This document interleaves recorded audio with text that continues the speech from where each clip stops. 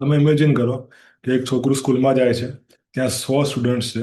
એ સ્કૂલમાં 100 વિદ્યાર્થીઓ છે અને એ 100 વિદ્યાર્થીઓ માટે એક જ ટીચર છે. ગુજરાતની પરિસ્થિતિ કંઈક આવી 10 વર્ષોમાં થવાની સંભાવના છે. તમને આનું એક એક્ઝામ્પલ આપું. ગુજરાતમાં શિક્ષણ વિભાગે તેના 10 વર્ષનું ભરતી કેલેન્ડર જાહેર કર્યું છે અને ડોક્યુમેન્ટ મુજબ ગુજરાતમાં 94,353 શિક્ષકોની ભરતી થવાની છે. આ આંકડો આમ મોટો લાગશે, પણ તમે એ વિચારજો કે આ ભરતી 10 વર્ષમાં થવાની છે. હવે એ વર્ષોમાં કેટલા વિદ્યાર્થી એડ થવાના છે? એ 10 વર્ષોમાં તમે એક વર્ષનો આંકડો પકડો તો ગુજરાતમાં લગભગ દર વર્ષે પ્રાથમિક શિક્ષણમાં 10 લાખ વિદ્યાર્થી એડ થાય છે. 10 લાખ વિદ્યાર્થી એડ થાય એક વર્ષમાં, તો 10 વર્ષમાં થાય 1 કરોડ. 1 કરોડ વિદ્યાર્થી સામે 1 લાખ શિક્ષકો છે 10 વર્ષમાં. તો એ આંકડો થાય એક શિક્ષક માટે 100 વિદ્યાર્થી. હવે તમે અત્યારે જે આંકડાની વાત કરો તો તમે સરપ્રાઈઝ થઈ જશો કે ઇન્ડિયાની એવરેજ પર ટીચર 24 છે, ગુજરાતની એવરેજ 30 છે. આમ તો ઇન્ટરનેશનલ જે આંકડા છે એ મુજબ એક ટીચર પાછળ 15 વિદ્યાર્થીઓ આવવા જોઈએ તો એ બેસ્ટ એજ્યુકેશન મળી શકે. ચલો, ઇન્ટરનેશનલની વાત આપણે નથી કરતા કેમ કે આપણા ઇન્ડિયામાં વસ્તુ હજુ પોસિબલ નથી, પણ ઇન્ડિયા પ્રમાણે પણ આપણે બહુ પાછળ છીએ. હવે આપણે એમાં એક થર્ડ પર્સપેક્ટિવ એડ કરી નાખીએ કે શું એટલા કેન્ડિડેટ્સ, એટલા ઉમેદવારો છે ભરતી માટે?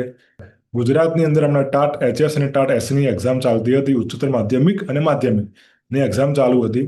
એની ભરતીમાં 1.5 થી 2 લાખ ફોર્મ ભરાય છે. હવે આ ભરતી માની લઈએ કે સરકારી ભરતી છે, સરકારી સ્કૂલોની જ ભરતી છે, પણ ગુજરાતમાં માત્ર 38 થી 40% જ વિદ્યાર્થીઓ પ્રાઇવેટ સ્કૂલોમાં જાય છે. એટલે 60%ની ઉપર વિદ્યાર્થીઓ સરકારી કે ગ્રાન્ટેડ સ્કૂલોમાં જાય છે.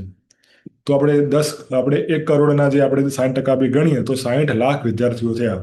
તો 60 લાખ વિદ્યાર્થીઓ માટે શું આટલા ટીચર્સ ઇનફ છે? ગુજરાતની ઓલરેડી એજ્યુકેશન જે સિસ્ટમ છે એ ઓલરેડી ઇન્ડિયામાં દરેક રીતે પાછળ છે. તમે એક પરખ કરીને રિપોર્ટ આવે છે, A24નો રિપોર્ટ તમે સર્ચ કરજો, એમાં તમે આંકડા જોજો. ગુજરાતની આખી અલગ એક છે PDF, એ તમે જોજો.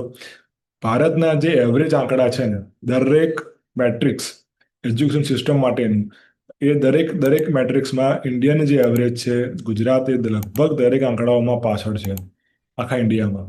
એટલે એવરેજની નીચે છે ગુજરાત, કહેવાનો મતલબ. અને જે રેશિયોની વાત કરીએ એમાં ગુજરાત 15મા નંબરે છે. એક તરફ ગુજરાતના જે આંકડા છે એજ્યુકેશન સિસ્ટમના, એ આંકડા એટલા સારા નથી. રિપોર્ટ પ્રમાણે ગુજરાત દરેક આંકડાઓમાં ઇન્ડિયન એવરેજ કરતાં પાછળ છે. બીજી તરફ લાખો ઉમેદવારો નોકરી માટે રાહ જોઈ રહ્યા છે, એ લોકો તૈયારીઓ કરી રહ્યા છે. અને ત્રીજી તરફ ગુજરાતના સ્ટુડન્ટ્સમાં જે દર વર્ષે વધારો થઈ રહ્યો છે, તો એની સામે ટીચર્સ પણ એટલા સામે હોવા જોઈએ. તો બધા આંકડા એક જ તરફ ઇશારો કરે છે કે ટીચર્સની ભરતી વધવી જોઈએ, સંખ્યા આંકડો વધવો જોઈએ. અને બીજી વાત, મારા મિત્રોની જે લોકો વર્ષોથી, મહિનાઓથી તૈયારી કરી રહ્યા છે, રાહ જોઈ રહ્યા છે પરીક્ષાઓની, ભરતીઓની, અને ઘણા માટે ખાલી હાર્ડવર્ક નહીં હોય, એમનું સપનું હશે, એમની ફેમિલી એક્સપેક્ટેશન હશે અને ભવિષ્યનો વિચાર હશે, મારું ભવિષ્ય ક્યાં બનશે ને ક્યાં જઈને અટકશે. પણ આ જે એક્ઝામના જે ડિલે છે, જે વેકેન્સી ઓછી આવી, એની અસર ગુજરાતની સ્કૂલોના ક્લાસમાં, વર્ગખંડમાં થવી ના જોઈએ. એ જ મારો એક સવાલ છે. કેમ કે સ્કૂલોમાં ટીચર્સની એક વેકેન્સી, એક ટીચર્સની એક ખુરશી ખાલી રહે, એ માત્ર વેકેન્સી નથી, એ ગુજરાતના ભવિષ્યનો ખાલીપો છે, એ અંધકાર છે. તમે તમારા વિચાર કમેન્ટ્સમાં જરૂર જણાવજો. શું ગુજરાતની એજ્યુકેશન સિસ્ટમમાં જે ભરતીની પ્રક્રિયા છે એને લઈને, ગુજરાતની એજ્યુકેશન સિસ્ટમને લઈને, અને ગુજરાતના આવનારી પેઢીના ભવિષ્ય માટે. મળીએ નેક્સ્ટ વિડીયોમાં.